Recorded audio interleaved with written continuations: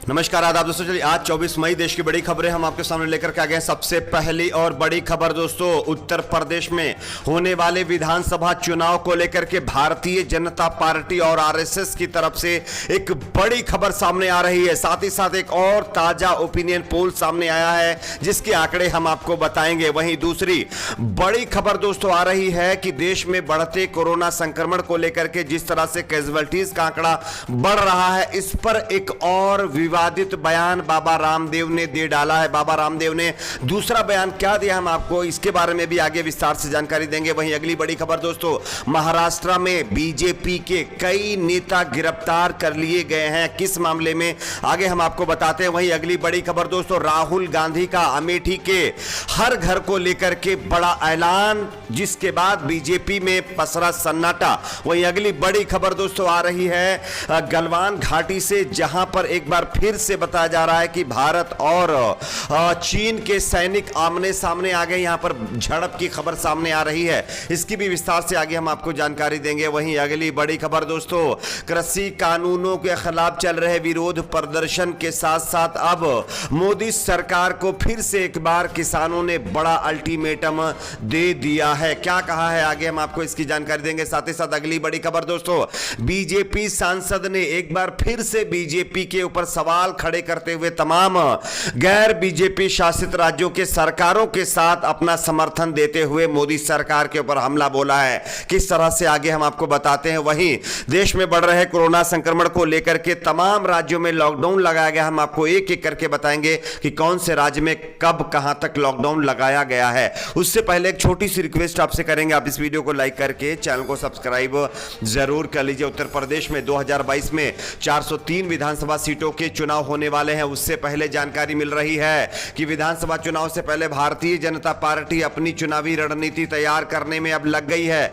उत्तर प्रदेश को लेकर संगठन के वरिष्ठ नेताओं का मंथन जारी है। इस अहम बैठक में प्रधानमंत्री नरेंद्र मोदी, गृह मंत्री अमित शाह, बीजेपी अध्यक्ष जेपी नड्डा, संगठन मंत्री सुनील बंसल के साथ साथ संघ के सर कार्यवाह दत्तात्रेय घोष बोले के बीच रविवार को गंभीर मंत्रणा हुई है। जानकारी के मुताबिक भाजपा संगठन मंत्री सुनील बंसल बीते 2 दिनों से ही दिल्ली में डटे हैं। पार्टी सूत्रों का दावा है कि शीर्ष नेताओं के बीच हो रही यह बैठक बेहद अहम है। इस बैठक में उत्तर प्रदेश में चुनावी रणनीति तय की जाएगी, जिससे पार्टी की पकड़ राज्यों में और मजबूत हो। यानी कि उत्तर प्रदेश के विधानसभा चुनाव की तैयारी अब बीजेपी और आरएसएस की तरफ से शुरू कर दी गई है। साथ ही साथ इसका एक ताजा ओपिनियन पोल भी सामने आया है, जिसमें बीजेपी के खाते में महज 165 सीटें जा सकती हैं, जबकि समाजवादी पार्टी इस बार 170 से ज्यादा सीटें यहां पर जीत करके अपनी सरकार बना सकती है। साथ ही साथ अगर बात करें कांग्रेस पार्टी की, तो कांग्रेस पार्टी यहां पर 50 सीटें जीत सकती है, जबकि बसपा के खाते में 45 सीटें जाने की संभावना है और बची हुई सीटें अदर पार्टी के खाते में जा सकती हैं। तो यह उत्तर प्रदेश विधानसभा चुनाव से पहले की बड़ी खबर। बात करते हैं अगली बड़ी खबर की। बाबा रामदेव एक बार फिर से एक ताजा विवादित बयान देकर के सुर्खियों में आ गए। इससे पहले बाबा रामदेव ने तमाम एलोपैथी डॉक्टर्स के ऊपर सवाल खड़े करते हुए उनका कहना था कि लोगों की कैजुअलिटी ऑक्सीजन और दवाई की कमी से नहीं, बल्कि एलोपैथिक दवाई की वजह से हुई है, एलोपैथिक दवा खाने की वजह से हुई है, जिस पर बाबा रामदेव को माफी तक मांगनी पड़ी है। लेकिन अब एक और ताजे बयान ने बाबा रामदेव के फिर से एक बार नया घमासान शुरू कर दिया। आप इस खबर को देख सकते हैं। एलोपैथी चिकित्सा पद्धति को लेकर दिए गए बयान के बाद विवादों में आए बाबा रामदेव ने आयुर्वेदिक औषधि कोरोनिल को लेकर के बड़ा दावा कर दिया है। बाबा रामदेव ने कहा है कि लोग अच्छे हॉस्पिटल नहीं मिलने के चलते कोरोना से डेथ की बात कह रहे हैं, लेकिन उनका मानना, यानी कि बाबा रामदेव का मानना है कि योग नहीं करने और कोरोनिल नहीं लेने के चलते लोगों की कैजुअलिटी हो रही है। यानी कि बाबा रामदेव के मुताबिक अगर कोई भी शख्स उनकी दवा कोरोनिल ले लेगा तो उसकी कैजुअलिटी नहीं होगी। साथ ही साथ योग भी करना जरूरी है। अपने फेसबुक पेज पर स्वामी रामदेव ने कहा कि कोरोना से तीन पीढ़ियां खत्म हुई है, लेकिन लोगों को बोध नहीं है कि योग और आयुर्वेद से ही इसका समाधान निकल सकता है, रोग पर विजय पा सकते हैं। लेकिन लोग हमारी कोरोनिल दवा नहीं ले रहे हैं, जिसकी वजह से ये जो कैजुअलिटी का आंकड़ा है ये बढ़ रहा है। जिसके बाद फिर से एक ताजे बयान ने राजनीतिक साथ ही साथ जो है देश में हड़कंप मचाया है। बात करते हैं अगली बड़ी खबर की। अगली बड़ी खबर आ रही महाराष्ट्र से, जहां पर बीजेपी के कई नेता गिरफ्तार कर लिए गए हैं। आप इस खबर को देख सकते हैं। मुंबई पुलिस ने एनसीपी प्रमुख शरद पवार और उनके पोते विधायक रोहित पवार के खिलाफ ट्विटर पर अपमानजनक टिप्पणी करने के आरोप में भारतीय जनता पार्टी युवा मोर्चा की महाराष्ट्र इकाई के सचिव को गिरफ्तार कर लिया है। एक अधिकारी ने रविवार को यह जानकारी दी। उन्होंने कहा है कि आरोपी प्रदीप गावड़े को शनिवार को पुणे में उनके घर से गिरफ्तार कर लिया गया है। मुंबई पुलिस के साइबर प्रकोष्ठ ने बांद्रा में रहने वाले राकपा के एक पदाधिकारी की शिकायत पर उसे गिरफ्तार किया गया है। अधिकारी ने कहा है कि उनके खिलाफ भारतीय दंड संहिता की धारा 295A और 500 समेत विभिन्न धाराओं और आईटी अधिनियम के तहत मामला दर्ज किया गया है। यानी कि मुंबई में फिर से एक बार सियासी घमासान शुरू हो गया है। बीजेपी के कई नेता गिरफ्तार कर लिए गए हैं। बात करते हैं अगली बड़ी खबर की। अगली बड़ी खबर अमेठी से आ रही है। राहुल गांधी ने अमेठी के लोगों के लिए एक और बड़ा ऐलान कर दिया। इससे पहले ऑक्सीजन सिलेंडर के साथ साथ कई और राहत पैकेज राहुल गांधी ने अमेठी के लोगों के लिए भेजे थे। स्मृति ईरानी दूर दूर तक जहां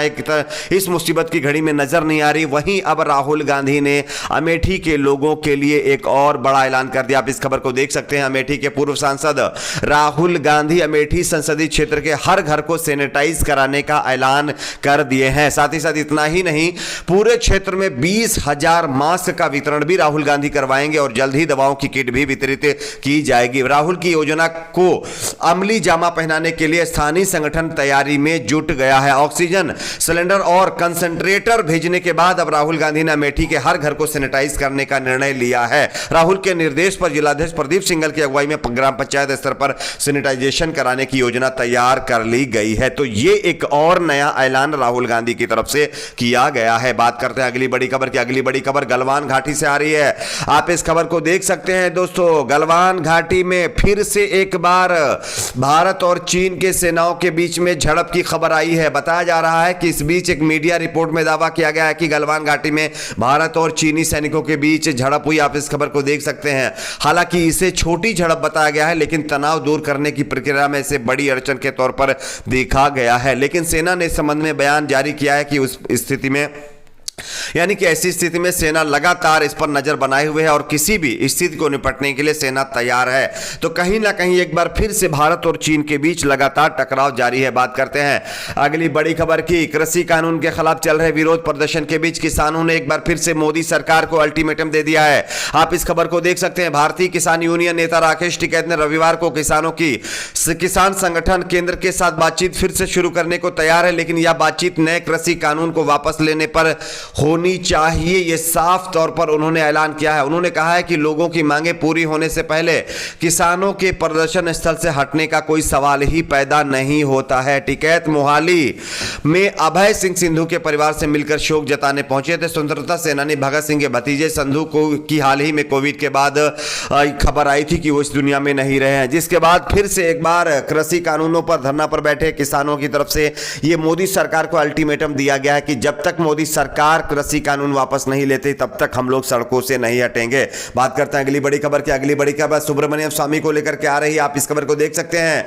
सुब्रमण्यम स्वामी तमाम गैर बीजेपी शासित राज्यों से अब ये यानी ऐलान करने का कहीं ना कहीं मुहिम चला चुके हैं। उन्होंने कहा है कि गैर बीजेपी शासित राज्य एकजुट होकर के विदेश से कोरोना की दवा को ऑर्डर करें और बिल मोदी को भेज दें। ये साफ तौर पर उन्होंने एक और बात कही है। साथ ही साथ यहां पर कोरोना लॉकडाउन को लेकर के खबर आ रही है। जानकारी के मुताबिक बताया जा रहा है कि यहां पर दिल्ली, उत्तर प्रदेश, हरियाणा, पंजाब, राजस्थान, उड़ीसा, पश्चिम बंगाल, महाराष्ट्र, छत्तीसगढ़, झारखंड, केरल, मध्य प्रदेश, बिहार में लॉकडाउन बढ़ा दिया गया है। आपकी अपनी इस पर क्या राय है नीचे कमेंट बॉक्स में जरूर बताएं। वीडियो को लाइक शेयर, चैनल को सब्सक्राइब जरूर करें।